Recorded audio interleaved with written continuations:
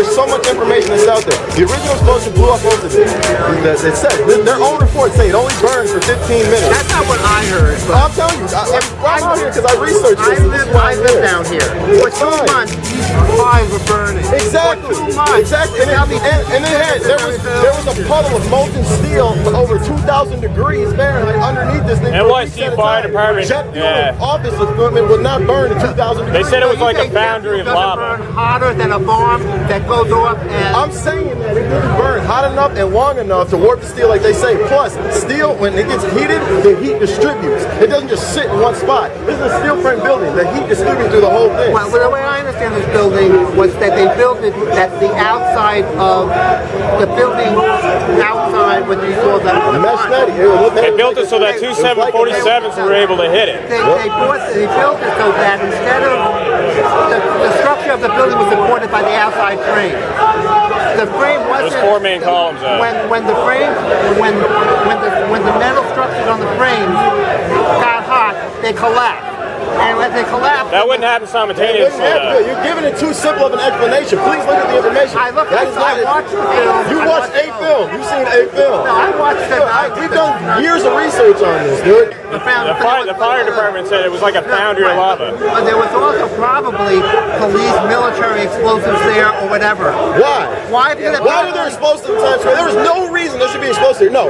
That explanation does not work. There's no reason there should be explosives. Maybe there should be, but there probably was. I say you can't deny that. You can't say that it wasn't. I know there wasn't. That's why I'm demanding a new investigation. That's why we're out here.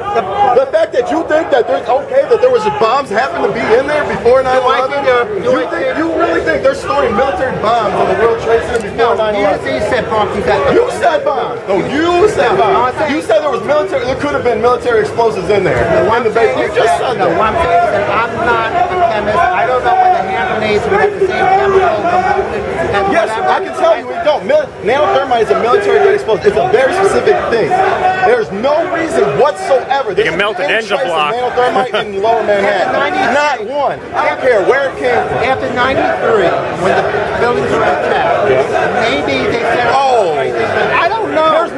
That's the problem. I'm telling you, sir, there was millions of tons found. They found traces of it in all 3 of the buildings that fell in the dust. I'm going to get spent all day doing this. That's fine. Spend 20 minutes go researching nanothermite in Stephen Jones' journal. I'm telling you, dude. Your one documentary you saw doesn't touch 90% of the information we're presenting out here. I saw documentaries on the perspective of why I saw the planes. Are you saying the planes did not hit? I never said one time the planes did not hit. I'm sitting here talking to you about jet fuel burning off. The planes hit it. We all saw the plane.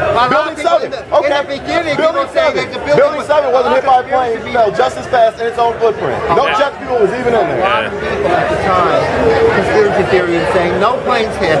That it was we are not them. Don't generalize us with them. That's a straw man argument. Don't generalize us with them. We're talking this right now.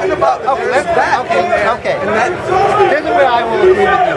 Do I think that the attacks were manipulated for purposes of an agenda by Bush in order to justify war in Iraq? Absolutely. I definitely believe that. So the question is not whether there was a bomb or whether we can all agree that there was terrorists who attacked with planes. I think we can agree with that. Are you disagreeing with that statement? Yes, he agrees planes hit the building. I agree planes hit the building. Are you saying that some people, I don't believe 19 cavemen, I don't believe 19 cavemen hijacked 4 planes and took down 3 buildings with 2 of those planes while evading the most sophisticated defense system in the history of mankind. No, I don't believe that. So you weren't in a predisposition to basically... No, there's no predisposition. I have my facts that I base. I believe the official story for 7 years. I've only been out here. I've only learned about this 3 years ago. I believe the official story. I was one of these people walking by, get the fuck out of here. You guys are stupid, crazy. But then I actually removed all emotion and subjective views, and I looked at the information. When you look at it objectively, there are way too many holes, way too many coincidences, and flat out lies to believe the official story. Now, I'll give you, say jet fuel did take down the towers. Okay, building 7, no jet fuel fell. Explain that. You can't. It wasn't even in the official report, and it fell at free fall speed. No jet fuel. And I was of a mindset that, you guys are saying that the government distorts things, makes lies. Now with Photoshop,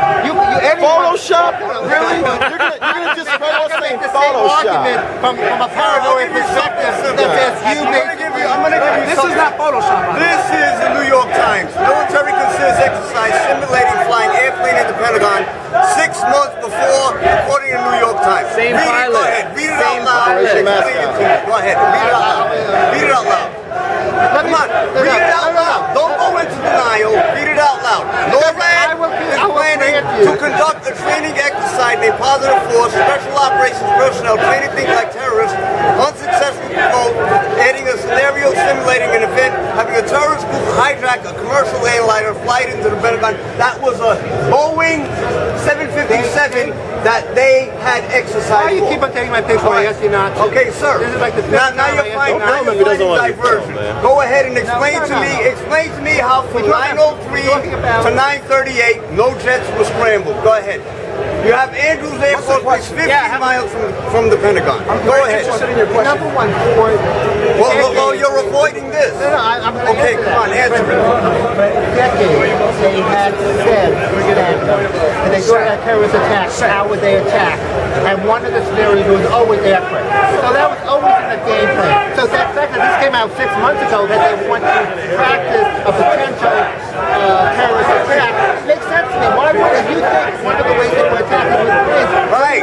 Very good. So what happened on 9/11 between 9:03 and 9:38, even though Andrews Air Force Base is 50 miles from the Pentagon, before we were having 50 miles from the Pentagon, and it takes 2 minutes to get aircraft up there. We were discussing how